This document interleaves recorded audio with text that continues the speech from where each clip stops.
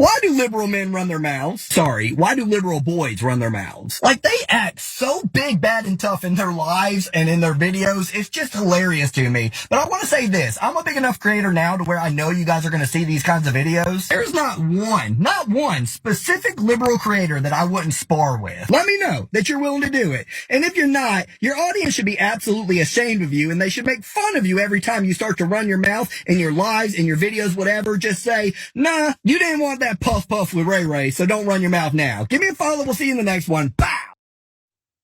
He kept punching over and over again. Now, there's an alternate world where like that was a satirical thing that like Trey Crowder was doing, where he's like, why do they always act so tough in their videos? And then immediately transition into challenging them all into fights.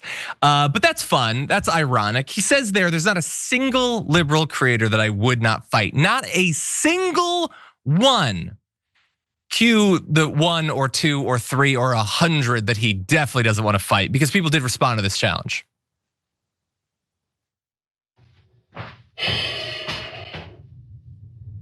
Sparring, put your life on it. Put your life on the line. That's where I'm at. We ain't doing no sparring, no celebrity boxing, TikToker versus TikToker. I'm a liberal content creator. Put your life on the line and let's go head up. You make it back to your family and you can tell the story on social media, or I make it back to my family and I'll tell the story on social media. That's where we're at right now.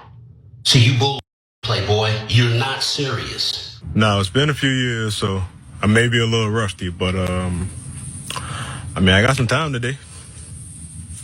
Come on through. Your mouth is writing checks you will not be able to cash. I am not a liberal, I'm an anarchist, but I still hate Republicans and the fascist regime that they are turning into. If you're about it, be about it. I will leave you the choice. He challenged him to specific MMA or boxing or whatever. There were so many. There were so many out there. There's this one dude whose name literally includes Thor, who's just in the woods, shirtless, chopping wood. And it's so great. I love the first guy though. There's something about the combination of how utterly jacked he is and how he doesn't even look aggressive. He looks like, oh, now I gotta do this. I gotta beat up this moron. And I just busted out laughing when I heard it. But that's not the funniest part, Brett. I could see that guy's back muscles from the front. That's how jacked he was. Continue. Exactly. He was so muscular. And so I think it's about time for that MAGA guy to backpedal a little bit. Take a look. He would then post another video with music underneath it, thus I'm narrating, saying, and I quote, "Men who are 290 pounds, 6'9", are challenging me to a boxing match as if they don't know that anybody can get it means within the weight division." Now, obviously, that is complete BS. He's running, alas. Well, I seen this little clip, and then this guy put out another one saying something about like people 6'9" messaging him, and he was talking about like weight classes. So I commented again, and I was like, "Hey, I am a whopping 5'8", 190 pounds, and I would love to take you up on this." And then he blocked me. So I don't think this fella really meant it. By the way, the dude blocked a lot of people who are challenging him. Also, that guy's like, I'm only 5'8", 190 pounds. That's a muscular guy at 5'8", 190 pounds. So anyway, so the original guy, remember, there's not a single liberal I wouldn't fight. Well, not anybody bigger than me, come on. I'll fight kids, that's it. I'll take on a kid, and the guy apparently is 5'6", 165 pounds. Now, first of all, I got nothing against short kings, totally fine. But like, that is shorter and lighter weight than a lot of men. So like, well, by definition, we're not allowed to challenge you then. Like, I was gonna do a thing where I challenge him, but that seems kind of unfair because I am much bigger than him at that point.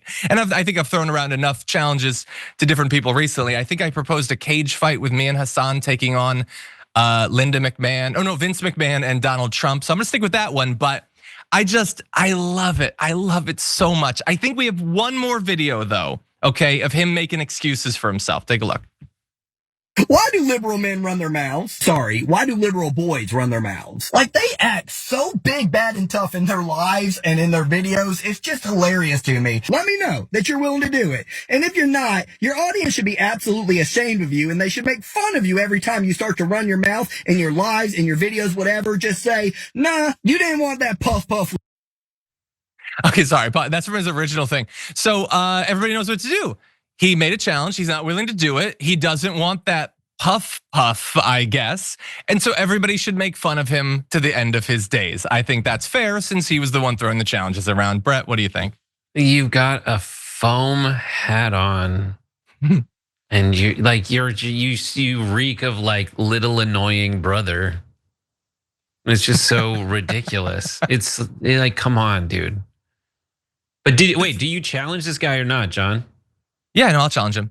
But again, I just it's not wanted fair. you on record because it seemed a little wishy-washy. What am I? I'm 6.5 inches taller than him.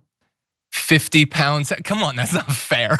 Like you don't need a background in MMA to take him out at that point. But also, like his original video should have been satire. Like he's a smaller guy. His face, like I'm again, nothing against him. There's nothing intimidating about him, and he's being so aggressive. It should have been a joke. Why wasn't it a joke? But like Ben Shapiro's like a little wiener, you know? But he's not challenging people to fights, at least. Yeah, I know, but it's just like you've mentioned this a lot on the show. It's like this weird pseudo definition of manliness that they only invoke when someone on their side possesses those qualities, which is rare, or they just lie about. Like they say that Trump's such a manly man, but like all I hear is him calling it unfair, everything unfair. It's like, are you gonna go do the thing, or are you just gonna complain about it? Yeah. 100%. That's it. Anyway, we used I'm a real man, or at least, sorry, in Shakespeare plays, I've played characters who are real men. There you go, and that was on the theater, so that's serious. We used a clip there from Rick Strom, who has more commentary on that, and Rick actually like follows MMA and boxing, so he talks about some of the MMA and boxers that challenge this guy. So head over to TYT Sports so you can see his commentary on that. But those are our garbage people. 49,000 of you voted for the garbage person of the week, and coming in at number 4 with 1% of the vote, we have Dan Bongino for wasting money by reopening the Dobbs leak investigation. Nobody, as usual, cares about Dan Bongino. Coming in at number 3 with 16% of the vote, you have the House GOP for refusing to put up a plaque to honor the January 6th police who were injured and killed by the insurrectionists.